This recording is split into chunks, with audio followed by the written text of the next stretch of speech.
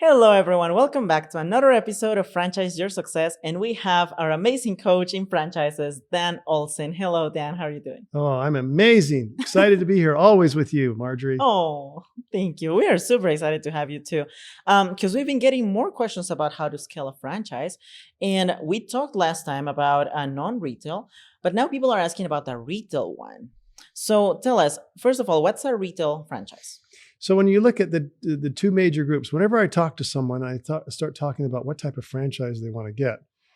I divide it up into two major categories, and I call it brick and mortar and non-brick and mortar. So the brick and mortar are more the retail, where you've got a center that you're going to and you're seeing that space, and that could still be an office space as a retail or a brick and mortar, but most of the spaces are going to go into a strip center where where an anchor, or if it's a food franchise, you like to see an end cap so you can have a drive-through as well as something, because that increases the income significantly for food.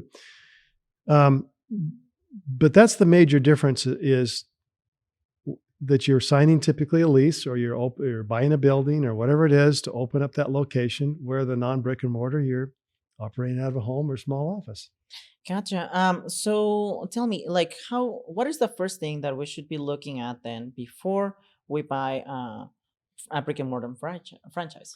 So that's an important part of the analysis that you do when you acquire a franchise. When you look at the franchise system, the program, one of the questions you want to ask is, what kind of support am I going to get on the location side, on finding my location? Maybe looking at the lease. I've never signed a lease before. It scares me. How are you going to help me with all that? So finding that right location becomes essential if you're going to be in a brick and mortar. And so as we do that, the franchisor, in almost every case, will have a support system. And in all the franchise companies that we deal with, we have a nationwide real estate company that can support the franchisees in any part of the country. So that means that we can come in and we can look at the demographics or the psychographics and even infrared traffic around that particular area to see how much traffic is going by, walking traffic or whatever it is. Because traffic, obviously, exposure on a retail is important. That helps to add to the marketing.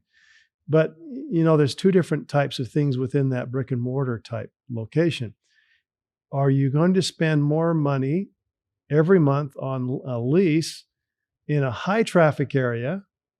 So maybe it's $30, $40, $50 per square foot, depending on the area. Or do you want to spend less money and not have as much traffic and use marketing to drive the traffic in there? In other words, you become more of a destination location because the marketing is driving it into your location. So that's kind of a balance that we have to look at. Either you're going to invest the money one way or the other. Either you're going to invest it into marketing to drive them in, which usually you have to do anyway. But if you've got a great location with a lot of traffic, you're going to be doing less of the marketing and allow the location to speak for itself and attract the attention of the potential customer to come into your location. That also depends on the type of franchise you have, on how where you locate it and what type of location you get. But there, in the franchise systems that we work with, and pretty much every franchise system, they have a way to help you find that location. Gotcha. So how do they go about selecting those locations? Or do they have like a database? How does that work? Yeah. So let's say that you're in Denver, Colorado, for example, and you've got the opportunity to open up your location, but you have nowhere to go. You've driven by a few of the strip centers and office places and other retail centers, and you've seen, oh, this would be great to have this here, or great to have it there. What we typically advise our franchisees to do is, you can drive by and get an idea, but before you acquire the franchise, and especially after you acquire the franchise, you can certainly give your opinions and your thoughts. Hey, I drove by these two locations. They have some openings that look like there's a sign out for lease. Can you check on these for me? So you can certainly do that. But you want to leave it to the professionals. So we would have, as part of our team and most other franchisors' teams, you have a professional real estate advisor or broker in that area, commercial broker in Denver, Colorado, for this example. So our franchise group would help find that commercial broker in that area and help bring them in and use their expertise at the national level to devise or to actually analyze the traffic patterns and look at the demographics and look at what other locations are there around the area. Once they are able to tune into that, they can present different locations and different per square foot analysis, what it's going to cost, what the lease looks like, when you can move in. They'll be able to present that for them. And guess what? You know how much money you have to pay for that? Zero. Oh, The nice thing about it is that's what the franchisor does for you. They're not going to charge anything, because where the broker, professional commercial real estate broker make their money, they get the money from the landlord or the developer. So even though they're working for you, they get paid on the back end from the person they represent in that property. So it's a nice service you have at no extra cost for you. So I would take advantage of that. that's awesome. And I feel like it goes back to the same idea that when you are in a franchise, you're not doing it alone. You always have a support team that helps you through every single part of the process. And it doesn't matter if it's the marketing. Let's say that you suck at selling stuff. Well, that's okay. You may have people that are going to train you and help you accomplish that. Let's say that you're not into social media. You never use TikTok ever. Well, you're going to have a marketing team. And now in the case of real estate, let's say that you've never even purchased like a piece of land. You're always going to have a real estate Exactly. advisor. That's amazing. So going back to the location then, when you are trying to scale these brick and mortar type of franchises, the way that you do it seems to me that it's by purchasing more of these units. But do you need to Correct. purchase all of them at the same time? How does that No, work? you don't have to, but sometimes it's recommended. So each unit, there is a franchise fee. Let's say it's $45,000, for example. And so you purchase the first one, and then sometimes franchisors have what they call packages that you can jump into, and that way you can help secure your spot. And it gives you an advantage by purchasing those up front, because not only are you lowering your cost on the second and third franchises that you acquire, but that puts you first in line to the best locations in the area. Should another franchisee come on board later, they have to come to you first with the locations. So there's a good advantage of doing that. And usually if let's say it's a $45,000 single unit franchise fee, in many cases, the second one is $35,000, because they don't have to retrain you. They don't have to go through a whole lot of expense to get you started. So that's why they usually will discount those. But if you're serious about the franchise, it would make sense to acquire the 2 or 3 up front. That way you're in the first positions available to get the best locations as possible, and no one else can come in and usually take those. It's depending on the franchisor's policies. Now, I'll give you a couple. I'm going to give you 2 secrets on how to find the right location, and we'll cut through the chase. And the first one is a story that I've seen in franchising and heard. It was in quite a while ago when this happened. There was a company that had a food franchise. And so what they would do is this is in the day before they had all the technology and computer programs and the data to be able to analyze the locations. So what they would do is they would pay this consultant for 3 days to go in a city and find the best location around this particular area for the franchisee that they just brought on board. So they would pay this guy some pretty big bucks to go in there. Let's say it's back in those days, if it was $500 a day or whatever, he'd make some good money and go in for 3 days and send his invoice over to the franchise company and collect his money. So what this guy would do is he would go sit in his hotel room for 3 days. And what he would do is he would find the nearest McDonald's and look around there. He'd spend a couple hours and looking at that and seeing how the McDonald's was working. And obviously McDonald's did all that research, and it worked out very, very well for them. So all he would say, okay, the closest one, the locations to the McDonald's is right here. So this is what I recommend, because McDonald's has already started the pattern. So that's one way to do it. In fact, don't be afraid of going across the street from something that's competitive to you. I mean, you'd see it all the time. McDonald's and Burger King, for example, And Wendy's. exactly. But McDonald's and Burger King, they were across the street from each other or down the street just a little ways. they usually did well. In fact, they did do well across the street from each other. And then Dave Thomas comes along with Wendy's and he says, I'm going to go on the third corner across the street from McDonald's and Burger King. And they thought, no, that's stupid. You should go down there. Why would you do that? Because then you're competing with them and they're going to take your business.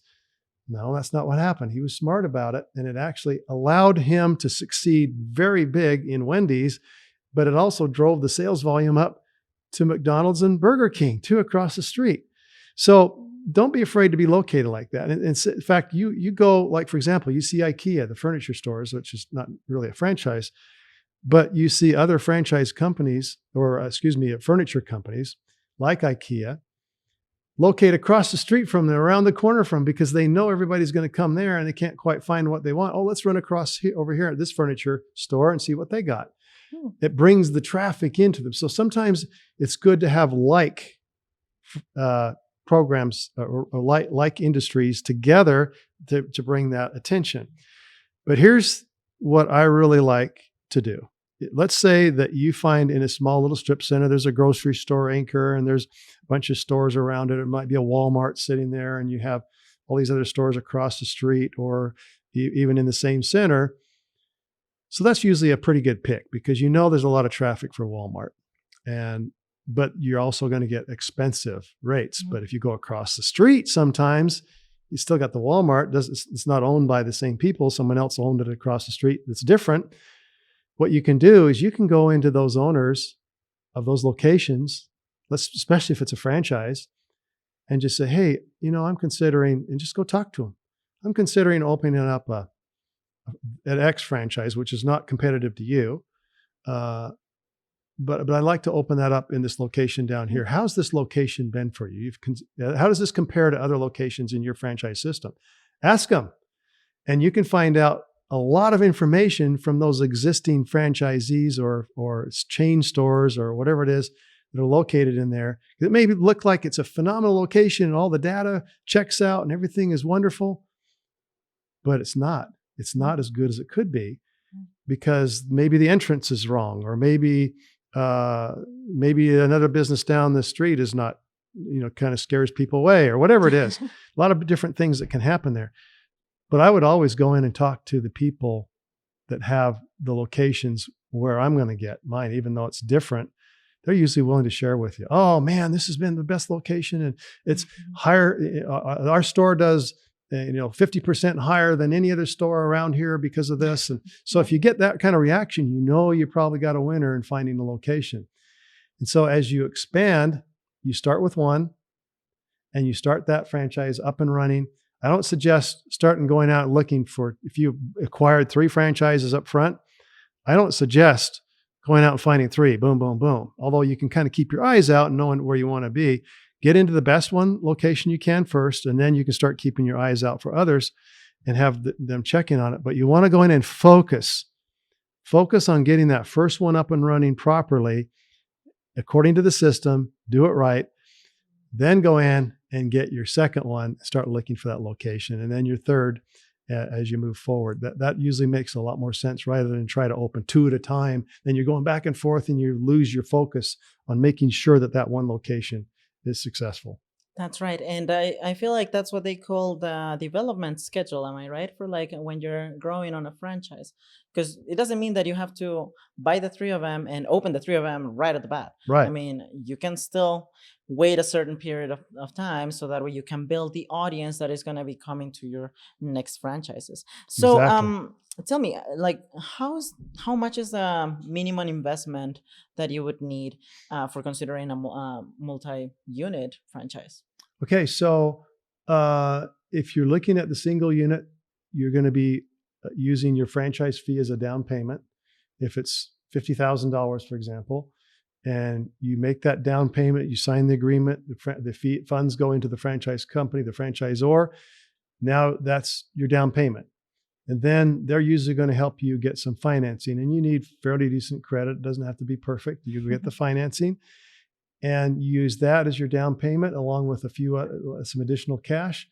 And usually there's an SBA loan or there's some other bank type loan or any number of different choices that we can turn people into to look at funding their franchise. But let's say that it's $50,000 franchise fee, and it states that it's a $220,000 total startup cost, roughly in that area. So that means you've got to finance roughly $170,000. Well, not everything is financeable, so you may have to put an extra $20,000 or so into that, and then the rest of it's financeable by the SBA or whoever you go through. So now you're into it for $70,000, and the rest of it's the rest of the $150,000 is financed by whoever you go through. So that's a single unit. But let's say you buy the multiple unit up front. So now you're spending $50,000, and each one thereafter is $40,000. So let's say you acquire two up front. So $50,000 plus $40,000, that's a total of $90,000 up front. You still have to put your extra $20,000, $30,000 as a down payment on your first unit as you start it up, and then finance that $150,000 remaining amount.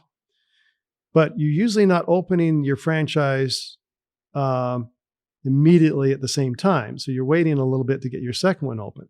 So you've already paid the franchise fee up front. So you've got that done. You've invested in that. And that's usually a wise thing to do, especially before the franchise fee goes up, or any number of things can happen, or a location that you want gets taken up before you have a chance to get at it. A lot of different reasons why you buy two or three up front. So let's say you bought your second one. But what happens now is you've already got one open. And even if, let's say it's just break even, but still it's a good solid franchise. Now you go back to get your financing for your second location. And in some cases, I've actually seen where they're funding 100%. And so there's no more money out of your pocket. Although you're always going to put money out to invest in certain things. There's always little things that slip through the cracks that you have to be depending upon. But what I'm saying is you're usually not having to have as big of an investment on your second location. And usually you can leverage more of the financing on your second location. That's awesome. And yeah, I feel like it also gives us the chance to truly look into getting multiple units at the same time. Why not scaling your business right out of the bat? So tell me, what are some of the benefits of having multiple units when you start investing into franchising? Well, the biggest benefit is when you look at franchising as a whole, and you have, by various different studies, you have 80, maybe 90% success rate for a single unit franchise that opens up the door. And success rate, I mean a little bit different things. That means, according to the studies, is it's either highly successful or somewhat successful. So in other words, you're having success. That's the way that they define that. But what happens when you have, let's say, 3 locations, you have multiple units, the success rate goes up even higher. So you have another 10% chance of higher success, or whatever the number is. I go back and study it, but it changes a little bit. But the bottom line, when you have 3, you have a bigger chance for success. So you get the first one open, you get the second, and you get the third. Let's say the first one's doing great, the second one's only doing so-so, and the third one's doing phenomenal. It all averages out. Even if you have one that's not doing well, and it's even losing money a little bit in the beginning for the first few months until you get it adjusted, the other 2 can offset any of those losses so that you're not bleeding any money, and you can still move forward with a good solid investment, but your success rate goes up the more you have. That's amazing. Yeah, and I feel like it really gives us an insight on how multiple units would work. So now let's talk about the people. Like, I mean, us that we are gonna. Let's say that I want to own multiple units for a franchise. What are some of the skills that I would need so I can be successful at managing all of those multiple units? Okay, so that's a good question, because you got to be able to oversee those. And what we talk about is the importance of having maybe a semi-absentee owned type franchise, where you're not in there day to day. You're not in serving the meals to the people, although you could be. And in fact, that's what a good leader does. Even if you're only spending 5, 6, 7, 8 hours a week in your location and helping to take care of a few things, you want to be the good leader. You want to be the one to take the broom and go out and sweep up somewhere, or you want to be the one to take the garbage out, or whatever. Show those people some leadership. It doesn't hurt you to take 2 minutes to do one little simple thing. It goes a long way in helping franchisees to see your leadership and succeed. So as you go through this, and you start scaling this up, and you do the multiple units, and you need to spread yourself a little bit more thin, you're already spending less time than you would with a job, and you're getting hopefully the return that you would get in your pocket for a job. So when you open your second one, you hire a manager, they get trained, they start operating. Now you're overseeing a manager of both places with a semi-absentee owned franchise. But you're starting to spend more time, and then you're thinking, oh, I'm working my job over here, and now we've got to spend time with two of them. But now you're starting to open your third one. No, I'm going to get killed on that. No, there's ways around that. Either you could quit your job at that point, because probably your third one, by the time you get that open, would exceed what you're making at your job. In many cases, that's the case. And that's a goal of a lot of people, is to leave that job behind. This gives you that opportunity to have that freedom. Now you go and become the general manager, and you're managing those three managers, 15, 20 hours a week, whatever the number is. And that still gives you more time to look at other investments, which we like. But really what happens is a lot of people continue to do what they're doing. And a lot like myself and others, we have other businesses we're running. So we hire a manager and a general manager. And the general manager comes in and manages those managers for you and reports back to you. That limits your time. It leverages your time, so you have more time back, or more investment back on the time that you're putting in by hiring that general manager. And that's usually a great way to go when you're ready to expand. That's awesome. And yeah, I feel like it also gives us more ideas on how we can keep managing that many units, because you can grow as much as you want. You just need to know how to be smart about taking care of all of those units. Thank you so much again for that. And thank you to all our audience for all of your amazing questions. We're super excited to see you thriving with your multi units right now. So thank you so much again, Dan. Thank you.